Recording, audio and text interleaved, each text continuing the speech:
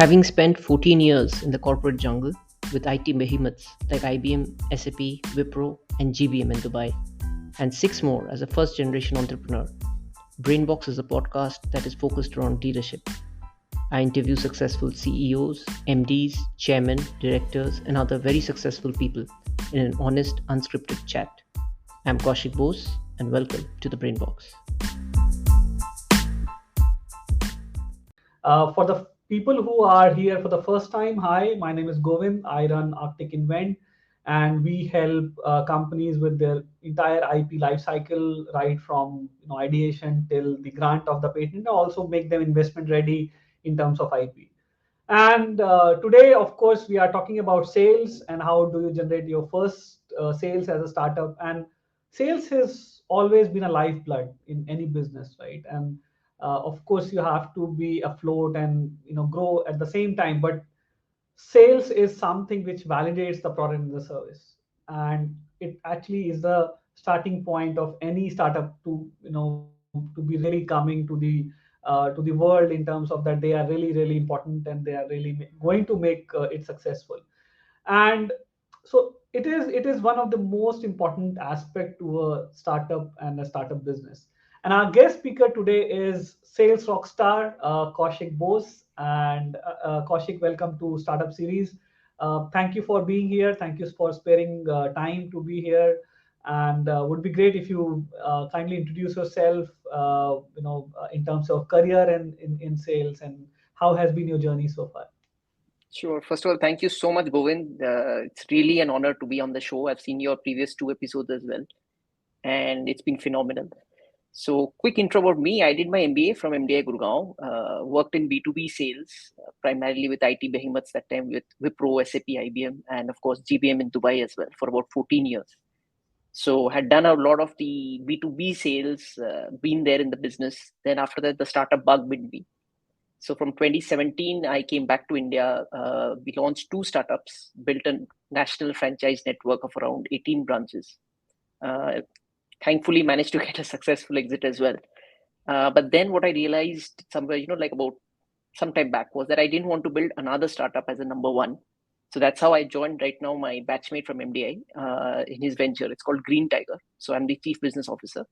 And interestingly, we've just launched the world's first dual powertrain last month. So it's very interesting about the topic itself. Other than this, of course, I have my own podcast also, Brainbox. So Sure. it's usually me who's asking the tough questions, but it's very nice to be on the other side for a change. Great. So now the hunter is being hunted. I'm really glad that I was able to do this. And I also would Kaushik is a great relationship builder. As my personal experience, I think we met in a conference and instantly we Yes. connected and kind of. And I think that's one of the most important in terms of sales to how to really network. And those of you who wants to learn networking, as I said, there's an entire series on the networking. But Kaushik, let's start from the beginning. And you have been an MBA from MDI, and for people who have not done MBAs, sometimes sales and marketing comes as sales and marketing, right? But let's dissect a bit and see what exactly in your view is a sales function and how does it really differ from marketing.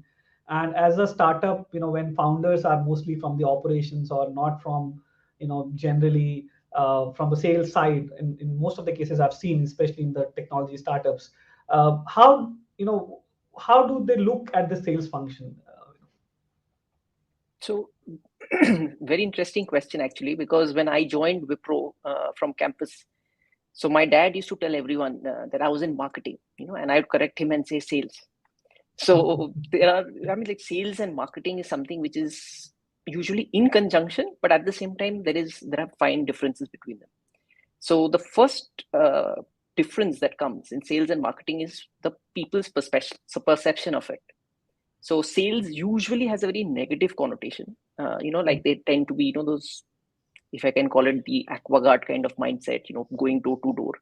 So from a mindset perspective, it's very critical that you're comfortable with a sales tag. Now, how true or false is it is a different discussion, and I'm sure we'll cover it. But essentially, this is something that is very important. The other, of course, is the main functionality of it. So sales is the only function that will own the client relationship. So you need to be, of course, that has a flip side. You need to be also careful because the client's perception of the entire company is based on how you have shown it, how you treat the customer, and so on. So about when I started about 18 years ago, of course, there was a huge difference between sales and marketing. There were different functions. In IT, marketing was virtually non-existent. It was primarily associated with FMCG companies. Of course, then companies like Apple came in, which changed it quite a bit. And now with the social media where you have LinkedIn, Instagram, everything, the lines are completely blended. So very quickly between marketing itself, I mean, marketing has a couple of main objectives. First, it's a medium through which you are going to build awareness of the product, especially around the discussion we have today where we talk about the first few sales. So the awareness is something that has to happen from marketing. The goal is to reach as many people as you can, like online, offline, or like you mentioned, like if we met in an event. The last thing, of course, someone in sales wants to do is to meet a client and that person isn't aware of what you do. So from a sales perspective, it's like a waste of time for that person.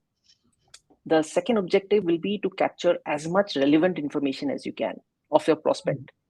And then you're going to feed it into the sales funnel. This just doesn't mean, quantity over quality. So there will be a lot of quality also that will go into it. You will need to work very closely with the sales team to actually get this in conjunction with the sales team. So they need to work very closely together. They have to be more aligned. So for example, now there's a lot of influencer marketing campaigns as well, social media campaigns. So they have to work and complement each other. Sure. No, great. I think very, very valid, distinction. And the way I kind of distincted in my head the marketing and the sales was that marketing's job is to, of course, from a very, very process perspective is to get the leads and kind of create an impression or create the need, and the sales is to really, really kind of get the money in and kind of close the deal. And marketing, like you said, plays very, very important role. It owns the perception of the client, and it's like going in Zara and negotiating. You'd never negotiate in Zara, and probably if you go in Atta Market or somebody local, you will probably definitely going to negotiate a deal with the person, but you don't negotiate with brands. I mean, I think that's the power of marketing and the power of sales, the way I understood in that ways. But let's look at from the context of our conversation today that you must have a lot of firsts in your sales career. You've been in the journey of 18 years, and bringing that experience to the table. Can you tell our audience that what are the steps, if you have to kind of simplify the steps of sales, and they should be following to try to make their first sales or sales in a way, especially in the startup environment? Absolutely. I think it's a very interesting topic because the first thing which people may or may not accept, but it is a fact, your product at this stage is the worst it ever will be. This is obvious if it's a new product, of course, but what people don't understand, even like from a B2B perspective, when you go in and try and sell an SAP software also into a new industry or a new territory, there will be customization. So for all practical purposes, your product is going to only get better with time. The second factor which you're going to face, especially during new sales, is that there is no awareness of the product. So it is a given that happens from both ends. The client also knows it, you also know it, that there will be surprises. Not that it doesn't happen later, but initially it will be that much more. But and especially in a B2B kind of an environment, it will be something where the management, where the person or the client has to explain to his management why they prefer to go with you. So this is something that is common across B2B and B2C. As soon as you have a lot of B2C clients or B2B clients, then the thing becomes much easier. So this is something which is very, important that comes out of this. So you have to take a few things into account out here. So for example, the first you need to be clear is that you have to make this solution work. At the end of the day, it's the client who has trusted you. You have to have his back. So it's actually happens everywhere. Everyone will expect that you will have to give him your focus. And in this specific case, you don't have an option. You have to, because you have to make it work. Second thing will probably be that initially there is going to be a significant price advantage that you get, right? So when you're going to launch it initially, this could be one of the reasons that somebody else would want to try out your solution or product and therefore move it. And as and when the solution keeps getting fine tuned, you can then keep jacking up or hiking up price. But it's very, very critical from a sales perspective, or like you mentioned, from a relationship perspective, that you have to make it worthwhile for the first few people who actually trusted you. Now, the flip side to that is that even as a salesperson, you need to be very careful when choosing the clients. It's actually a very strategic discussion or a decision. So, for example, first you need to understand the psyche of the person who's actually buying it from you. Is it that he's, what is his main point? Is it that he's interested in the latest technology? Is it that he's looking for the best price? Maybe his incumbent or his existing vendor is just, not somebody he wants to work with anymore. So you have to understand why he wants to work with you. And the second, of course, is you've also got to assess that whether or not he's somebody you want to work with. This might actually surprise a lot of you, but it's a fact. I mean, the pressure will only get higher. There will be the times at which probably you want to take a break and he's going to expect that you will be responding to his calls. So you need to have someone on the other end with whom you can actually converse, talk, get comfortable with. Because this is something I was also very careful when we opened our first franchise. So I was very careful. I refused about 2-3 of them before signing up with our first franchise. So even in your first sales, you have to be very strategic. Don't just go randomly and knock doors. You have to do your research. Like for example, if you're working for let's say a software in a financial industry. So it's not like you just start going to the closest bank or the large bank that is near you. There'll be many other factors. Maybe the decision making is not something that happens in India. Maybe the decision making is not based on price. There could be data privacy issues. So for all these kind of cases, it may make sense for you to collaborate with a partner who's servicing that big bank. So you can get in the inroads. It'll be a slightly longer journey, but might be a better one. So of course, things are radically different now. You can do LinkedIn for extensive research, but and social media, of course. So yes, but you have to strategize and then only take a call. Sure. No, thanks for sharing. I think Kaushik, if my learning has been, and of course, what you said is of course, the commitment has to be there, but you have to be kind of also be mindful of who you are also signing up with, right? And True. if it is something that you believe that the value system will not align, and especially in your earlier sales, it may really lead to more disasters than making any relationship. And I think one of the most common mistake I heard is that everybody is my client when everybody is not your client. So I think it is very important for when we are making our startup and making our sales, is too important who is our client and define it very well, and maybe the value system and the way you are talking to, or the value system is actually aligned. And I think I read somewhere that people buy people and then they buy later the product and service. So I appreciate what you're saying.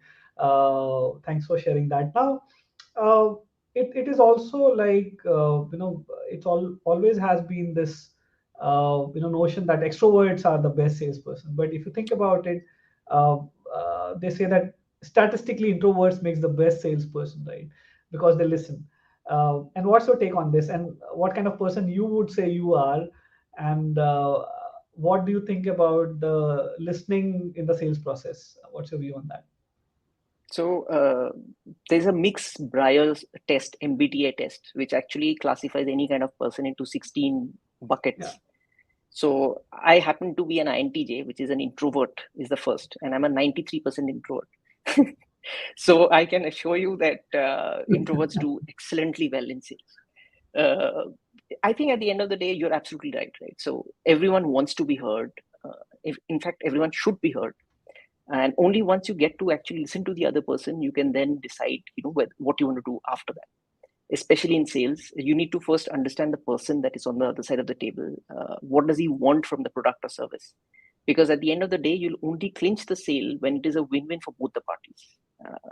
Otherwise, it's a no-brainer. One side just walks away.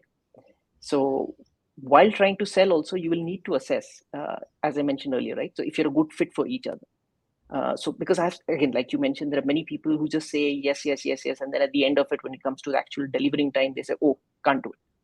Yeah. So what they probably forget is that the other person is also listening. So yes, definitely, you need to give a solution to what he needs, and that is something that happens only when you listen intently. And I think that is a big advantage that introverts have, definitely. Okay.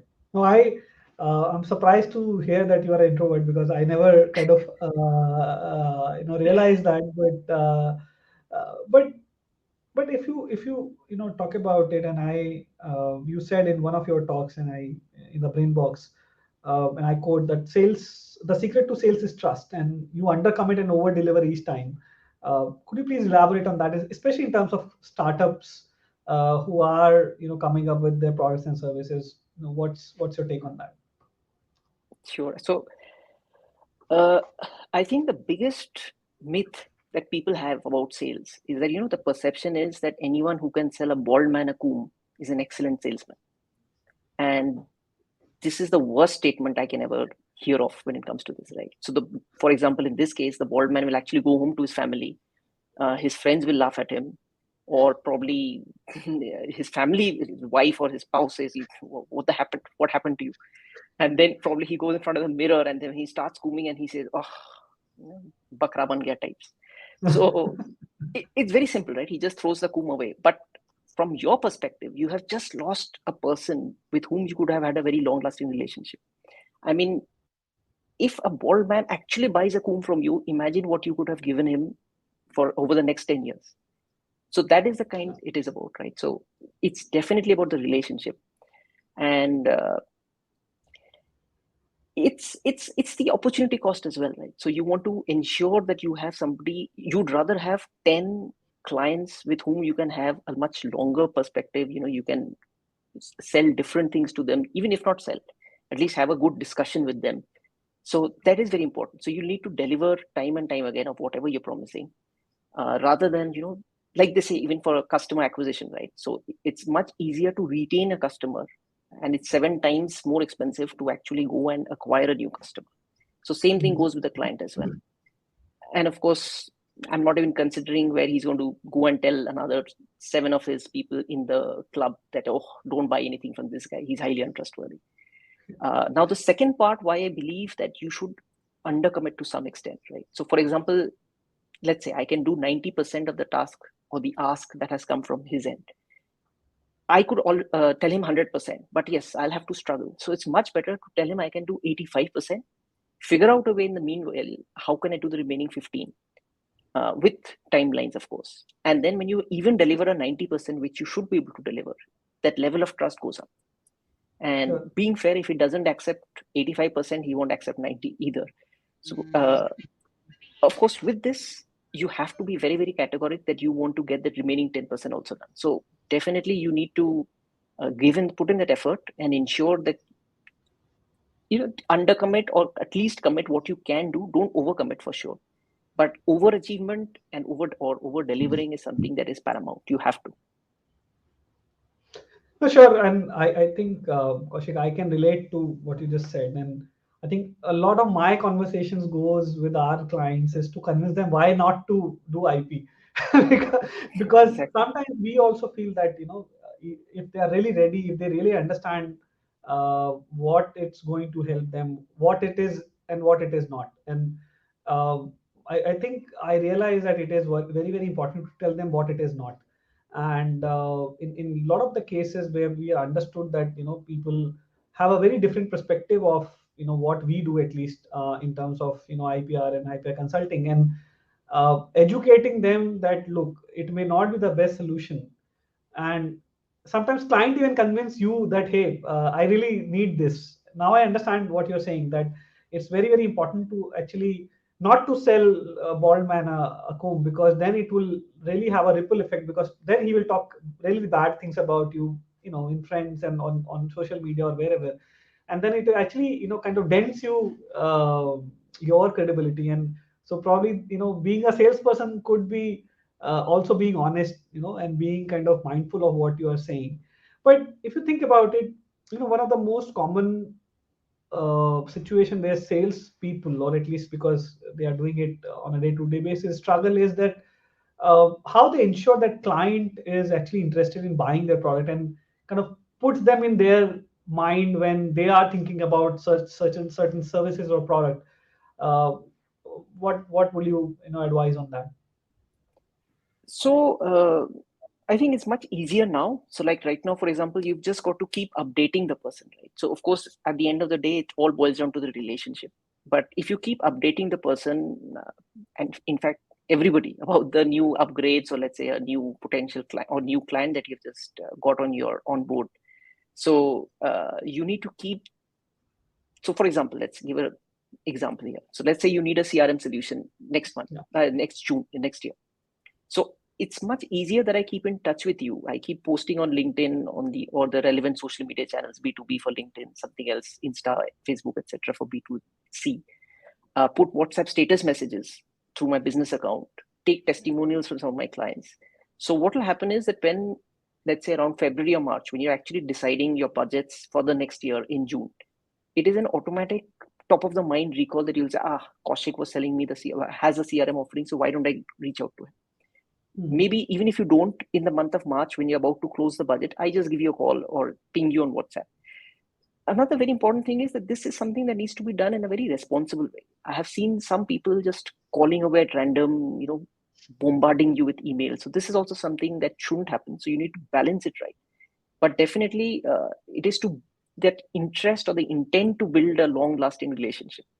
And what actually is surprising is that, or rather worrying, is that currently it is something that competition is also able to do.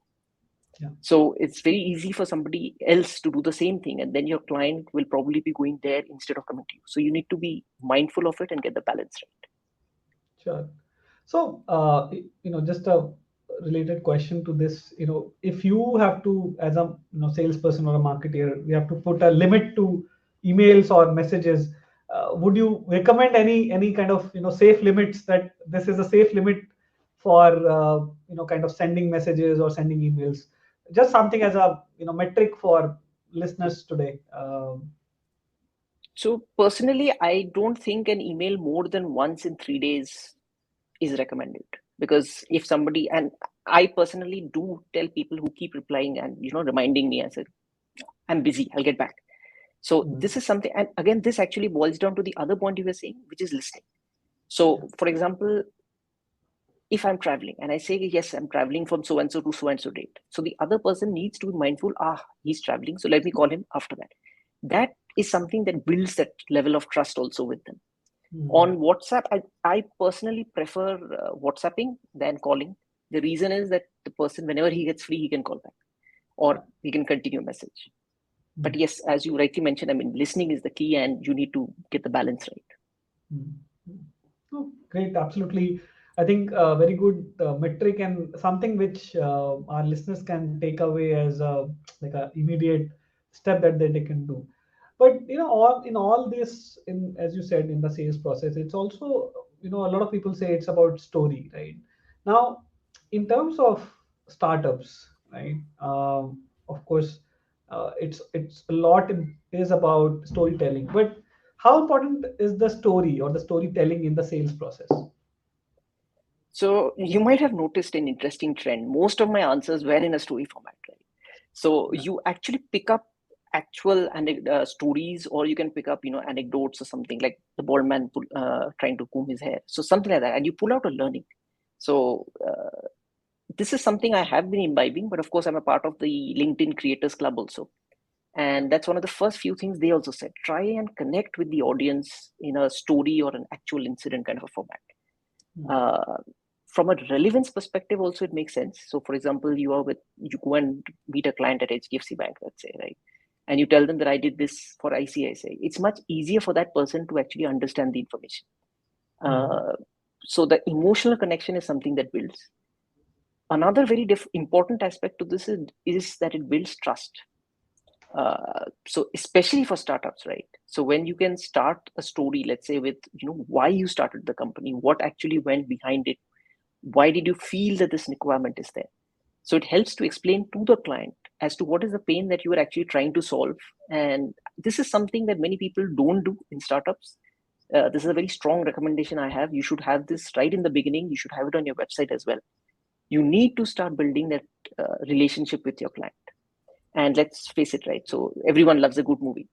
Some people might like the Bollywood ones, which go on with a lot of drama. Some people like the hard hitting documentaries, but it's definitely a movie, something that can relate to anyone. Sure.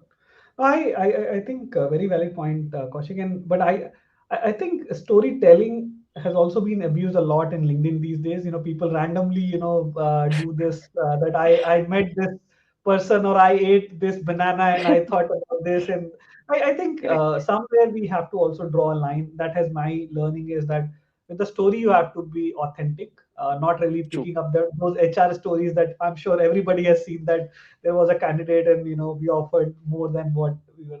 There are lots of stories people just cook up to just be in the story, and then kind of put things in the storyline, which I always believe that you know is also something of a fine line in storytelling, that you have to be authentic. If True. there is no story, there's no story. You can't really True. force a story on something onto it. So So interestingly, we mentioned on LinkedIn right now that for the entire World Cup, I'm not going to be reading LinkedIn because I've got lots of quotes from here. So No, absolutely. I think when cricket happened, World Cup, I was seeing like hundreds of stories, and people were trying to connect random things with random things, and I think true. that kind of puts you off. So Correct. I think while storytelling is important, I think what I believe is also important is to be authentic and genuine about those stories. Randomly Absolutely. doing things may not be working, but True. like this, you cannot be successful all the time. And what would you advise in these cases? Because it kind of hurts egos. When you're trying to kind of be the salesperson. So what's your advice on those? So my go-to in this kind of cases is always the Pareto principle, right? So it states that 80% of the results come from 20% of inputs, and this is everywhere in all walks of life. Most definitely in startups also, and definitely in sales as well. So you need to try, let's say, 10 different things. Uh, it can be meeting out, try and reaching out to 10 different clients. Six will definitely not work. Two would be average, and the other two click. This is the same with investors as well, right? Uh, the best thing or the worst thing is that there is no way that you can actually predict which of these two are going to work. So you will have to strategize. You'll have to take a call on trying 10 different things. And I think failing is something where actually the maximum growth happens, right? You just have to be mindful of one thing. You need to be able to learn from your mistakes. If you don't fail, I genuinely believe you haven't tried enough. You could have done much better.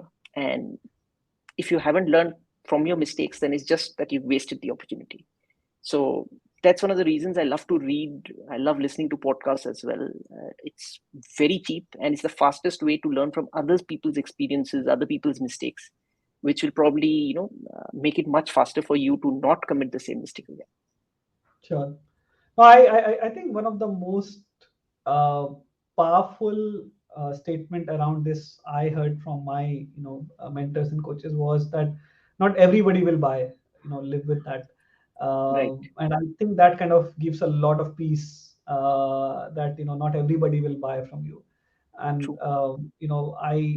you work for a client, you work for a prospect or lead. You know that it's almost there, and in the last minute they say, hey, sorry, I can't. And that kind of breaks you away, break you apart. And but I think one of the learning that I had in this situation was that to keep reminding yourself that not everybody will buy, and you are not really also buying from everybody, right? So True. make peace with it, and move on. uh, Absolutely. Great. So your podcast Brainbox, what's the story behind it? Can you share a bit more about it? I'm sure listeners are already enjoying talking and hearing you, where they can actually extend this conversation and hear more about it. Sure. I love talking about Brainbox, by the way. But yeah, I mean, I started actually just, I got out of my previous startup, September 21. I had a bit of free time. My wife was like, why don't we just, you love talking to people. So why don't you just start something? I'm a big fan of Gary Vee as well. So that's how it started. So the first episode was in 2021, September. And the theme was always around leadership. So this can be startups, corporates, both the facets. Interestingly, my first guest was also my mentor that time from Wipro days, Ashish Patel, and who was then the MD for Cisco. And now, of course, he's with Google as well. And I spoke to him for about 30 minutes, focused around leadership. And it was literally a life changing kind of a discussion, right? I just realized that the insights that you can actually get from him or from other people like this is unbelievable. For example, that episode alone got about 45,000 likes on LinkedIn within the first 48 hours. So that's when I realized, so the trend continued. I interviewed managing directors, CEOs, ex-chairmen of public limited companies, etc. So currently I'm into season 9. It's crossed about 15,000 downloads. It's available on all platforms as well: Spotify, Anchor, Amazon, Google Podcast, Apple Podcast. I also have a LinkedIn page by the name of Brainbox Media. But my genuine recommendation to people is that if you can, you should start your own podcast. So, for example, like you're doing the series, I think it's fantastic. So, podcast, for example, will take about 5 hours from end to end, including research, everything for a single episode. But it's definitely worth it. While video will keep going, I think audio is also something that is the future. I will not be surprised that people go back in time and prefer, radio over the television. I think that trend is beginning to happen. People want to multitask. They want to get things done faster. So definitely, earlier it was test matches. Now it's T20s. ODIs is almost forgotten. So I'll not be surprised if you have a T10 maybe in a decade's time. So definitely, I think podcasting is something that's a lot of fun. Great. No, thanks for sharing, Kaushik. And I do believe that humans are trying to be multitaskers and trying to reduce whatever sensory things, and visual is going to kind of go down. And T10 has already started, by the way. And Okay. normal 1 days is like now. I think India Bangladesh was there, and I was like, oh, it's a 50-over match. I mean, everybody has forgotten about 50-over match.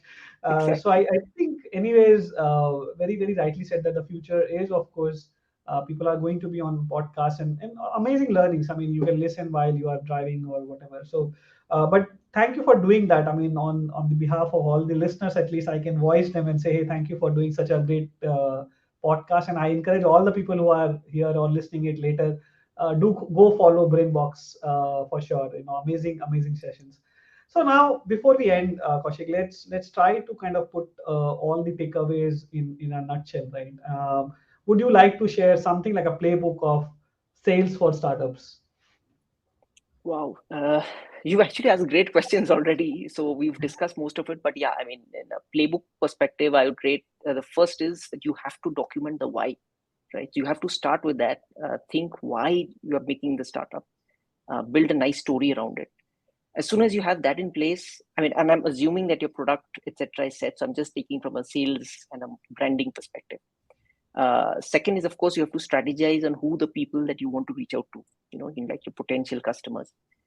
You have to build relationships with them, be honest about what you can or cannot do. You have to leverage social media. This is something that is a non-negotiable point. Like there are some parents who probably still tell their kids to be off social media, but in 10 years, I don't think there'll be a single person on the planet who will not have a social media account. So it's a done deal. You have to leverage social media. You have to be there for awareness, for campaigns, marketing. Do not wait for the product to be 100% ready before launch, right? Because then it's already too late. So as Mark Zuckerberg also keeps saying that, you launch it at 70% and then figure out the remaining along the way. And this is not from a product perspective, I'm saying this is for across. So be it the story, be it a digital marketing, be it the awareness, be it from the sales perspective. I have seen so many sales leaders, especially startups, who just wait for the things to get completely in place before they're going to, go and talk to someone. And it's 10 out of 10 times that they're late. So this was in fact very relevant even for investors. You have to start talking to investors from the beginning, just keep them updated what is happening. Believe it or not, most of the investors do follow your company pages. So it takes about 6 months to a year. I mean, it as very well to close a round of funding. So that is something there. I think another critical point is you have to be ready to fail, as you mentioned, right? So you will learn a lot more when you fail rather than when you succeed only. I spent about 14 years in B2B and the last 5 years in startups, but without a doubt, I have learned much more in the 5 years in the startups than I did in the corporate jungle.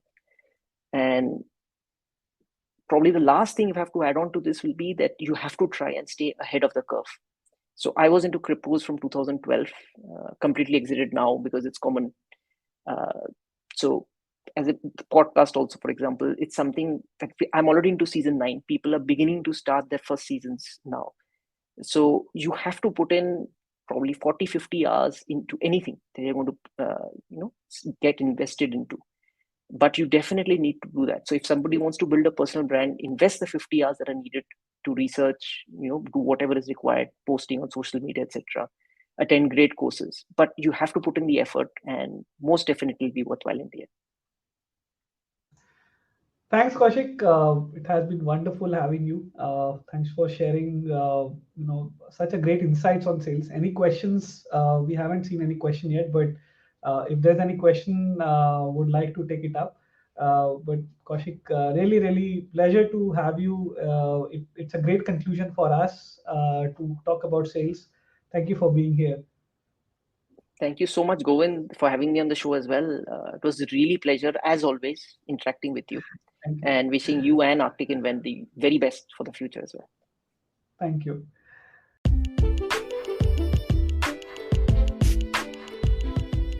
Do follow our show on your podcast app to stay tuned to new episodes.